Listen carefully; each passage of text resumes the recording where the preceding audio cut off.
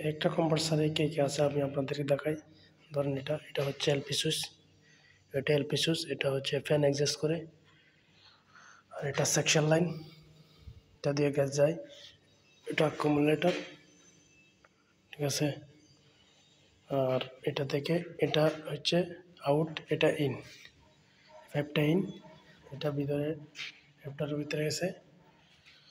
আর এটা হচ্ছে আপনার বক্স, কানেকশন বক্স, এটা ডিচার্জ পাইপ, এটা সবসময় গরম থাকে, এটা সেকশন, ওকে।